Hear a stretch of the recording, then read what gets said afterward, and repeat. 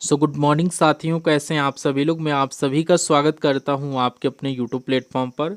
साथियों, आप सभी को पता है कि आरआरबी ग्रुप डी एग्ज़ाम जो है ये आपका 3 अगस्त से स्टार्ट है और 21 अगस्त के बीच में होने वाला है। तो आप सभी को पता है अब आपके एग्ज़ाम में टाइम बिल्कुल ना के बराबर बचा हुआ है। इसमें आप लोग कुछ नई चीज़ें ना पढ़ करके जितना आप लोग पढ़े हैं उसका रिवीजन करें तो ज़्यादा बेटर रहेगा। तो रिवीजन के तौर पर मैं आपको डेली 2 से 3 क्लासेस प्रोवाइड करवा रहा हूँ। आप लोग इस सेशन को पूरा कंप्लीट वाच करिए। इस सेशन में आपके टॉप लेवल के 40 क्वेश्चन से इन्वॉल्व किए गए हैं। ये वो सभी इंपॉर्टेंट क्वेश्चन हैं जो कि प्रीवियस ईयर एग्जाम में विगत वर्षों में पूछे जा चुके हैं। तो इन क्वेश्चंस को ध्यान से पढ़िए, एक एक क्वेश्चन का करेक्ट आंसर करने की कोशिश करिएगा। और 40 क्वेश्चन है, मात्र आपका यहाँ पर 15 से 20 मिनट का मैं टाइम लेने वाला हूँ, इससे ज़्यादा नहीं। तो आप लोग क्या करें, चाय के साथ आप लोग इस क्लास को पूरा वाच करिए एकांत स्थल में बैठ करके और इन 40 क्वेश्चंस को तैयार कर लें। यहाँ पर ये सभी very most important simple question है, ये सभी स्टूडेंट को आने भी चाहिए। तो चलिए सेशन को स्टार्ट करता हूँ। फर्स्ट नंबर क्वेश्चन आपकी स्क्रीन पर है और आपसे पूछा जा रहा है, निम्नलिखित में से कौन सा रक्त समूह सर्वदाता यानी यूनिवर्सल डोनर कहलाता है। ऑप्शन में आप लोग देखिए और राइट आंसर बताइए। सभी स्टूडेंट को करेक्ट आंसर करना है और आप लोग अपना कमेंट जरूर करिएगा। सभी स्टूडेंट कमेंट जो करते हैं उनको रिप्लाई दिया जाता है, एक एक स्टूडेंट का कमेंट पढ़ा जाता है। तो ऑप्शन ए में आपका दिया गया है AB+, ऑप्शन बी में A+, ऑप्शन सी में O-, ऑप्शन डी में O+। तो राइट आंसर आप सभी लोग ऑप्शन सी के साथ कर रहे होंगे, O-, जो कि सर्वदाता रक्त समूह कहलाता है, universal donor. Option number C correct answer है। शुद्ध जल का पीएच मान, नेक्स्ट क्वेश्चन में आपसे पूछा जा रहा है शुद्ध जल का पीएच मान कितना होता है। तो शुद्ध जल के पीएच मान की जब भी बात किया जाए तो ये 7 होता है। क्यों होता है? क्योंकि ये तटस्थ है, नेचुरल होता है, इसलिए यहाँ पर option number B correct answer बनेगा। नेक्स्ट, विटामिन सी की कमी से कौन सा रोग हो जाता है। कई बार मैंने आपको बताया है, ये क्वेश्चन गलत नहीं होना चाहिए। विटामिन सी की जब भी बात किया जाए तो यहाँ पर स्कर्वी नामक रोग हो जाता है। इसकी कमी के कारण मसूड़ों से खून आने लगता है, इसलिए विटामिन सी आपके क्वेश्चन का करेक्ट आंसर बनेगा। यानी स्कर्वी नामक रोग विटामिन सी की कमी के कारण होता है। नेक्स्ट क्वेश्चन, आत्महत्या की थैली किस कोशिकांग को कहा जाता है। आपके बॉडी में आत्महत्या की थैली किस कोशिकांग को कहा जाता है। राइबोसोम, माइट्रोकॉन्ड्रिया, लाइसोसोम या गाल्जी काय। तो करेक्ट आंसर यहाँ पर आप सभी लोग गाल्जी काय या लाइसोसोम किस ऑप्शन के साथ कर रहे हैं, लाइसोसोम। ऑप्शन नंबर सी के साथ जो भी स्टूडेंट हैं बिल्कुल सही आंसर बनेगा। इसमें जो है लाइसोसोम में पाचक एंजाइम होते हैं, इसीलिए इसको हम लोग क्या बोलते हैं, आत्महत्या की थैली। Correct answer option C. Next, Newton की गति का पहला नियम क्या कहलाता है। ऑप्शन ए में संवेग का नियम, जड़त्व का नियम, ऑप्शन सी गुरुत्वाकर्षण का नियम या ऊर्जा संरक्षण का नियम। तो आप सभी लोगों ने 9th में पढ़ा होगा, आपको याद भी होना चाहिए कि न्यूटन की गति का पहला नियम जड़त्व का नियम कहलाता है। इसका मतलब ये होता है कोई वस्तु अपनी अवस्था में तब तक नहीं बदल कोई वस्तु अपनी अवस्था तब तक नहीं बदलती है जब तक उस पर बाहरी बल अप्लाई न किया जाए। ठीक है, ऑप्शन बी के साथ जो भी स्टूडेंट होंगे बिल्कुल सही आंसर आपका है। कार्बन का सबसे शुद्ध रूप कौन सा है इन ऑप्शंस में से, कोयला, ग्रेफाइट, हीरा या फ्लोरीन। तो सबसे शुद्ध रूप पूछा जाए तो आप लोग हीरे के साथ कर देना, और ये सबसे शुद्ध है और सबसे कठोर भी है। Option number C right answer है। नेक्स्ट 7 नंबर क्वेश्चन देखिए, निकट दृष्टि दोष यानी मायोपिया को दूर करने के लिए किस लेंस का उपयोग किया जाता है। बात चल रही है निकट दृष्टि दोष की, तो यहाँ पर लेंस की बात जब भी किया जाए तो आप लोग अवतल लेंस को यूज करेंगे, यानी option number B correct answer बनेगा। मायोपिया को दूर की वस्तु स्पष्ट नहीं दिखती हैं, मायोपिया में दूर की वस्तु जो होती हैं वो स्पष्ट नहीं दिखती हैं, इसलिए इसको ठीक करने के लिए हम लोग अवतल लेंस का यूज करते हैं। ऑप्शन बी राइट आंसर बनेगा। एल्यूमिनियम का सबसे महत्वपूर्ण अयस्क कौन सा है, आप लोग बताइए। ऑप्शन में दिया गया हेमेटाइट, मैग्नेटाइट, बॉक्साइट या गैलेना। तो करेक्ट आंसर आपका यहाँ पर बनेगा bauxite. Option number C right answer बनेगा, क्योंकि एल्युमिनियम मुख्य रूप से बॉक्साइट एक्स से प्राप्त किया जाता है, इसलिए राइट आंसर ऑप्शन बी बनेगा। नेक्स्ट, विद्युत बल्ब का फिलामेंट किस धातु का बना होता है। अगर फिलामेंट की बात किया जाए, बहुत ही सिंपल क्वेश्चन है, टंगस्टन को आप सभी लोग लॉक कर देना। टंगस्टन का गलनांक बहुत अधिक होता है, इसीलिए इसका यूज किया जाता है फिलामेंट के रूप में। ठीक है। नेक्स्ट, मानव शरीर में ऑक्सीजन का परिवहन किसके द्वारा होता है। बात चल रही ऑक्सीजन की, तो यहाँ पर आप लोग क्या करेंगे, श्वेत रक्त कणिकाएं जिसको शॉर्ट फॉर्म में WBC बोलते हैं, लाल रक्त कणिकाएं जिसको RBC या हीमोग्लोबिन, ऑप्शन सी में दिया गया प्लाज्मा, ऑप्शन डी में प्लेटलेट्स। तो राइट आंसर आप लोग यहाँ पर करेंगे आरबीसी, जिनको बोलते हैं लाल रक्त कणिकाएं। ये क्या करते हैं, मानव शरीर में ऑक्सीजन यानी विभिन्न भागों तक पहुंचाने का काम करती हैं। Option number B right answer बनेगा आपके क्वेश्चन का। और आप सभी से एक हम्बल रिक्वेस्ट है कि आप लोगों ने अभी तक इस सेशन को लाइक नहीं किया तो लाइक करके, चैनल पर न्यू विजिट कर रहे हैं तो चैनल को सब्सक्राइब कर लें, क्योंकि मैं आपका जो एग्ज़ाम होता चलेगा उसका एनालिसिस भी करवाऊंगा। तो जो भी साथी अपने जुड़ रहे हैं, क्लास को नए तरीके से देख रहे हैं, पहली बार विजिट कर रहे हैं, तो चैनल को एक बार सब्सक्राइब जरूर कर लेना, ठीक है। और बेल आइकन को ऑन कर लेना ताकि जो भी क्लास या अपडेट लेकर आए आपके एग्जाम ओरिएंटेड वो आप तक पहुंच सके। 11 नंबर क्वेश्चन आप सभी लोग देखिए, कह रहा है निम्नलिखित में से सबसे भारी प्राकृतिक तत्व कौन सा है। ऑप्शन में आपका दिया गया यूरेनियम, सोना, सीसा, पारा। राइट आंसर आपका यहाँ पर हो जाएगा uranium. Option number A correct answer बनेगा। यूरेनियम सबसे भारी प्राकृतिक तत्व माना जाता है, इसलिए राइट आंसर ऑप्शन ए। मानव शरीर की सबसे बड़ी ग्रंथ कौन सी है, अग्न्याशय, यकृत, थायराइड या पीयूष ग्रंथ। तो सबसे बड़ी ग्रंथ की बात चल रही है तो ये आप लोग लीवर यानी यकृत को लॉक कर देना। और ये पित्त रस बनाने का काम करती है। क्या करती है, लीवर में क्या बनता है, पित्त रस भी बनता है। और अगर ये क्वेश्चन आपसे पूछा जाए कि पित्त रस कहाँ बनता है तो आप लोग लीवर को भी लॉक कर देना, याद करके रखिएगा। कार्य और ऊर्जा की एसआई इकाई क्या है, बहुत ही सिंपल क्वेश्चन है, ये आप लोग जूल के साथ कर देना। कार्य और ऊर्जा दोनों की एसआई इकाई क्या है, जूल है।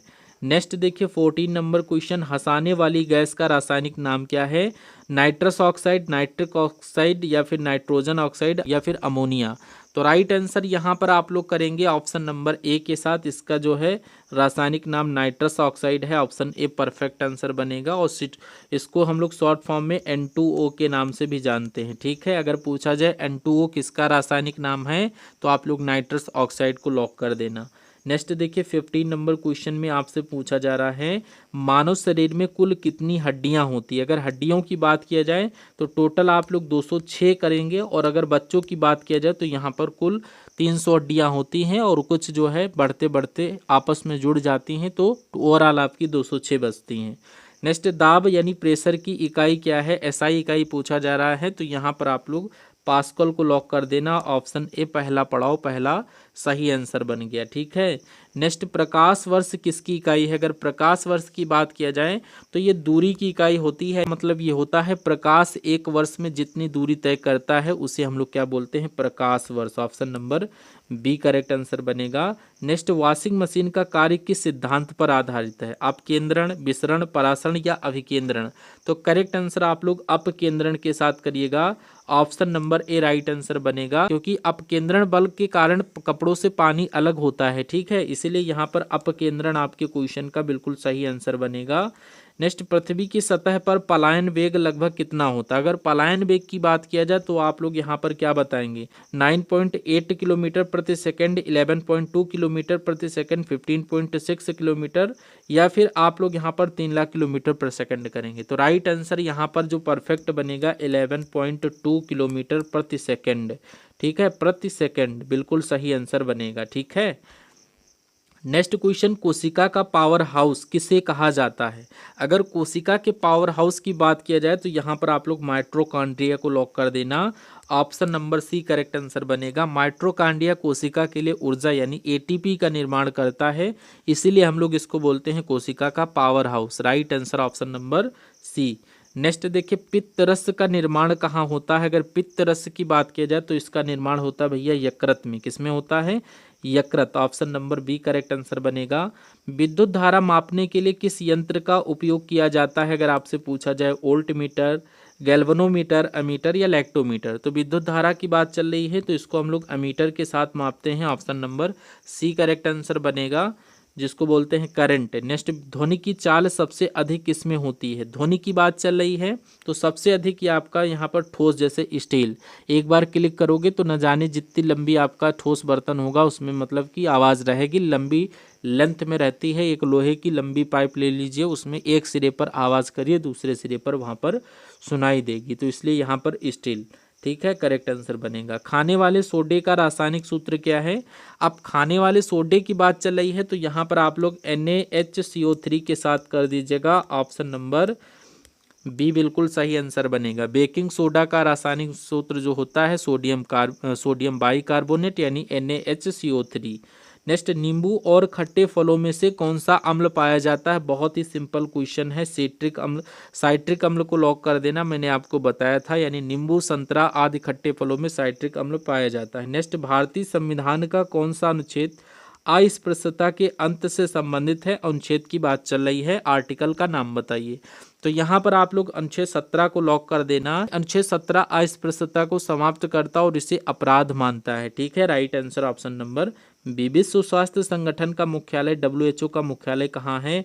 न्यूयॉर्क, जिनेवा, पेरिस या रोम? तो राइट आंसर आप लोग जिनेवा के साथ कर देना, ऑप्शन बी करेक्ट आंसर है। नेक्स्ट, भारत का सबसे लंबा बांध कौन सा? अगर सबसे लंबे बांध की बात किया जाए, करेक्ट आंसर फटाफट आप लोग बताइए। तो यहाँ पर आप लोग राइट आंसर किस ऑप्शन के साथ करेंगे? यहाँ पर आप लोग हीराकुंड बांध के साथ करेक्ट आंसर करना, option number B right answer बनेगा। ठीक है, नेक्स्ट, नीति आयोग के अध्यक्ष कौन होते हैं? तो अगर नीति आयोग की अध्यक्ष की बात किया जाए तो यहाँ पर आप लोग प्रधानमंत्री, option number C correct answer करना।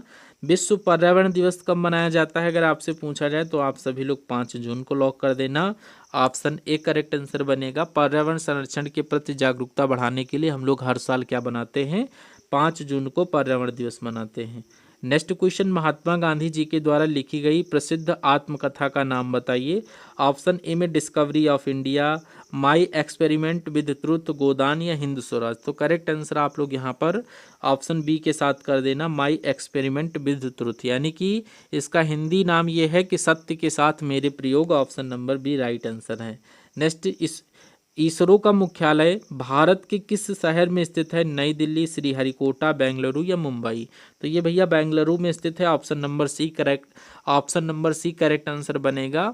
भारतीय अंतरिक्ष अनुसंधान संगठन इसरो का फुल फॉर्म होता है हिंदी में का, इसका मुख्यालय जो है बेंगलुरु में है। नेक्स्ट, भारत में पहली बार रेलगाड़ी किस वर्ष चली थी? अगर पहली बार पूछा जाए तो आप लोग यहाँ पर 1853 को लॉक कर देना। और ये चली कहाँ से कहाँ तक थी? 16 अप्रैल 1853 को मुंबई टू ठाणे के बीच में पहली बार रेल चली थी, option number A right answer बनेगा।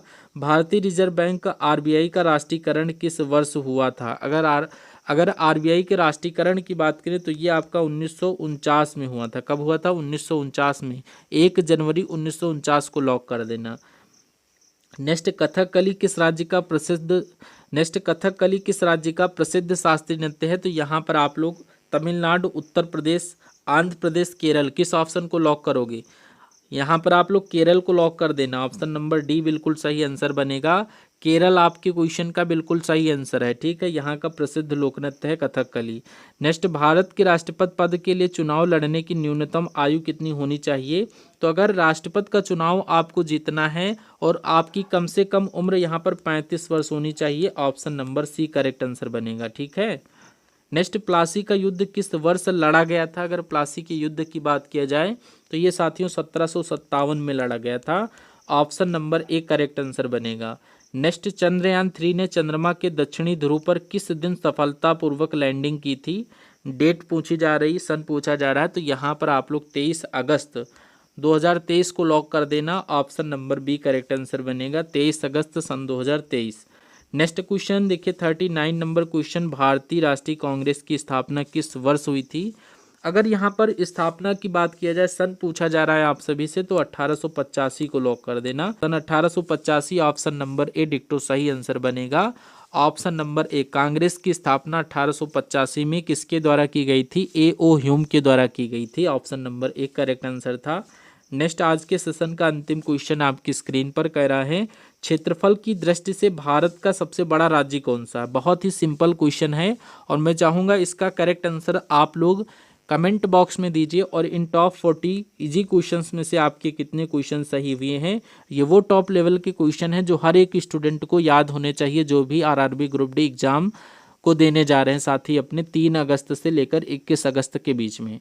तो आपसे एक रिक्वेस्ट रहेगी, शाम को हम लोग रीजनिंग मैथ की क्लास करेंगे, तो आप लोग चैनल को सब्सक्राइब करके बेल आइकन को ऑन करके रखें ताकि जो भी क्लासेस हो उसकी नोटिफिकेशन आप तक पहुंचे और आप उन सभी क्लास को रेगुलरली वॉच कर लें जो भी शेष दिनों का आपका टाइम बचा हुआ है। ठीक है, तो हम सभी लोग मिलते हैं नेक्स्ट आने वाले सेशन में, तब तक के लिए जय Hind, thank you for watching this session.